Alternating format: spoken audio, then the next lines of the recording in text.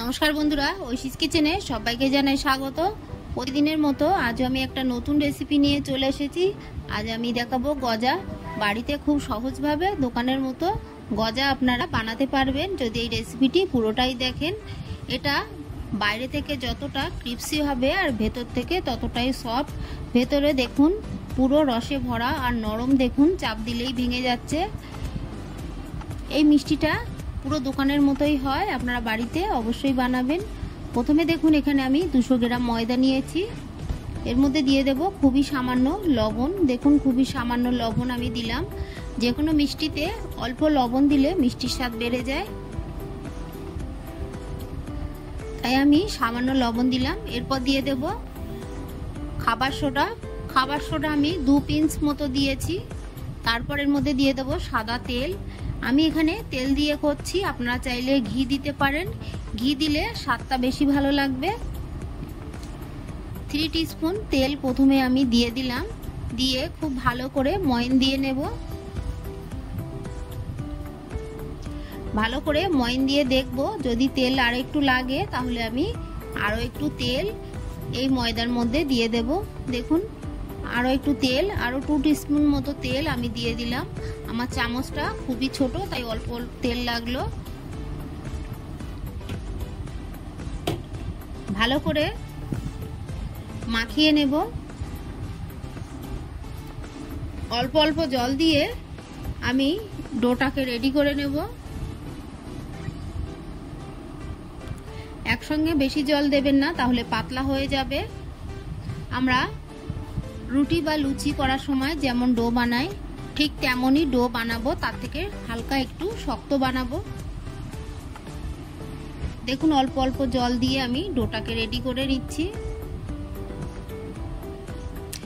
আমার এই রেসিপিটি আপনাদের ভালো লাগলে প্লিজ আমার চ্যানেলটিকে সাবস্ক্রাইব করে পাশে থাকা বেল আইকনটি ক্লিক করে দেবেন, তাহলে আমার নতুন নতুন ভিডিও নোটিফিকেশন আপনাদের কাছে পৌঁছে যাবে। দেখুন একটা চাকি নিয়েছি, তারপরে ময়দা ডোটা নিলাম, নিয়ে হাত দিয়ে চেপে চেপে দেখুন পাতিয়ে দিচ্ছি। আপনারা চাইলে বেলুন দিয়ে বেলে নিতে পারেন, আমি হাত দিয়ে চেপে চেপে করে নেব। দেখুন একটা চাকু দিয়ে কেটে নিয়েছি। নিয়ে ময়দার ডোটা আবারও দেখুন আমি চেপে চেপে পাতিয়ে দেব।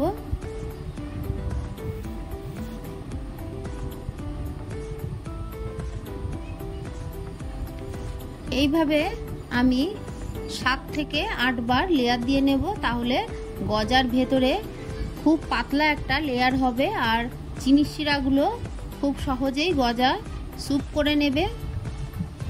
যত বেশি লেয়ার দেবেন গজাটা তত ভালো হবে, তাই একটু চেষ্টা করবেন বেশি করে ময়দার এই লেয়ারটা দিতে। আবারও আমি কেটে একইভাবে দেখুন করে নিচ্ছি। একইভাবে আমি চাকু দিয়ে কেটে কেটে 8 থেকে 9 বার আমি লেয়ার দিয়ে নেব।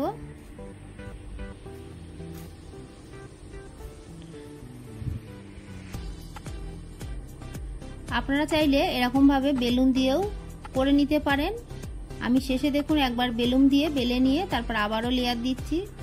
ক্যামেরাটা একটু সাইড হয়ে গেছে, তাই আপনাদের পুরোটা দেখাতে পারলাম না। দেখুন আবারও লেয়ার দিয়ে আমি কেটে নেব। সাইডগুলো দেখুন খুব সুন্দর করে আমি এবার পিস পিস করে নেব, তাই সাইডগুলো খুব সুন্দর করে চৌকো করে নিচ্ছি।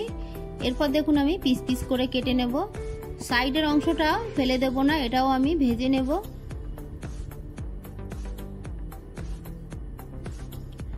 পিস পিস করে কেটে নিয়ে হাত দিয়ে চেপে চেপে সাইডগুলো একটু সুন্দর করে দেব। দেখুন একইভাবে আমি সবগুলোকে হাত দিয়ে চেপে চেপে করে নিয়েছি। এরপর আমি গ্যাসে প্যান বসিয়ে দিয়ে সাদা তেল গরম করতে দিয়েছি। তেলটা হালকা গরম হলে আমি গজাগুলো দিয়ে দেব। তেলটাকে খুব বেশি কড়া করে গরম করবেন না, হালকা গরম হলে তখনই দিয়ে দেবেন। গজাগুলোকে দিয়ে ফ্লেমটাকে আমি লো করে দেব। লো ফ্লেমে একটু সময় নিয়ে গজাটা ভাজবেন, তাহলে ভেতরটা ভালো করে ভাজা হয়ে যাবে, তাহলে গজাটা ভালো হবে আর চিনির শিরাগুলো খুব সুন্দর করে গজা স্যুপ করে নেবে। হাই ফ্লেমে ভাজলে ভেতরে কাঁচা থেকে যাবে, সেক্ষেত্রে গজার ভেতরে চিনির শিরা যাবে না আর গজাটা খেতে ভালো লাগবে না। তাই একটু সময় নিয়ে লো ফ্লেমে গজাগুলোকে ভেজে নেবেন। আমি লো ফ্লেমে সময় নিয়ে গজাগুলোকে ভেজে নিচ্ছি। বাড়িতে একবার হলেও আপনারা এইভাবে গজা বানাবেন, দেখবেন পুরো মিষ্টির দোকানের মতো হয়।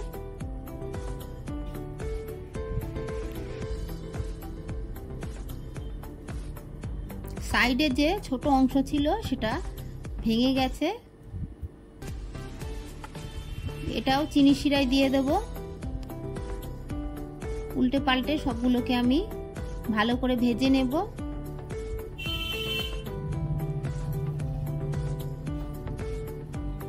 দেখুন গজাগুলোকে ভেজে নিয়েছি, কালারটা দেখুন কতটা সুন্দর হয়েছে। এর থেকে বেশি কড়া করে ভাজবো না। গজাগুলোকে আমি তুলে নিয়ে ঠান্ডা হতে দেব।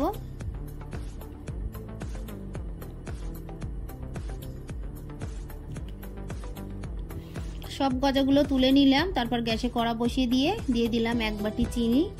এই বাটির মাপেই আমি দিয়ে দেব 1 বাটি জল। যতটা চিনি নেব ততটাই জল দেব। দিয়ে এর মধ্যে একটা এলাচ আমি ফাটিয়ে দেব, দিয়ে বেশ কিছুক্ষণ ফুটিয়ে নেব।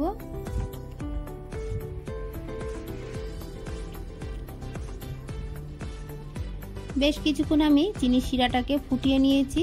হাত দিয়ে একটু দেখে নেব, দেখুন একটু চিটচিটে হবে, তখনই আমি ফ্লেমটাকে অফ করে দেব। খুব বেশি ঘন করবেন না, তাহলে চিনির শিরা গজা স্যুপ করবে না। একটু চিটচিটে দেখুন, হাত দিয়ে দেখবেন এরকম চিটচিট করছে, সেই সময়ে ফ্লেমটাকে অফ করে দেবেন। ফ্লেমটাকে আমি অফ করে দিলাম। এরপর আমি যে গজাগুলো বানিয়ে রেখেছিলাম সেই গজাগুলো দিয়ে দেব।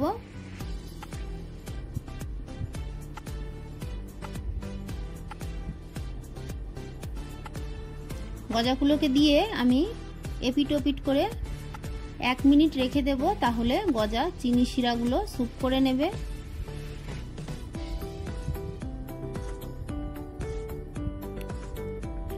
চিনি শিরা স্যুপ করার পর গজার কালারটা দেখবেন কতটা সুন্দর হয়, আরো লালচে হয়ে যাবে। আর ভেতরে প্রথমেই তো আপনাদের দেখিয়েছি ভেতরে কতটা রসালো হয়।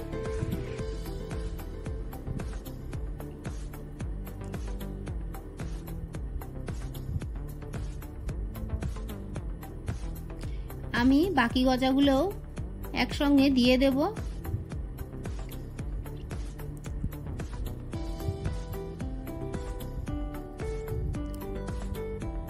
যে গজাগুলো সাইডের যে গজা ভেঙে গেছিল সেগুলোকেও আমি দিয়ে দিলাম। দিয়ে একসঙ্গে সবগুলো চিনির শিরায় 1 থেকে 2 মিনিট আমি রেখে দেব।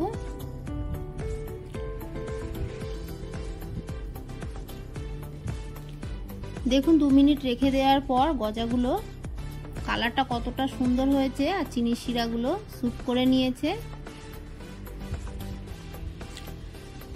আমার এই রেসিপিটি আপনাদের ভালো লাগলে প্লিজ আমার চ্যানেলটিকে সাবস্ক্রাইব করে পাশে থাকা বেল আইকনটি ক্লিক করে দেবেন, তাহলে আমার নতুন নতুন ভিডিওর নোটিফিকেশন আপনাদের কাছে পৌঁছে যাবে।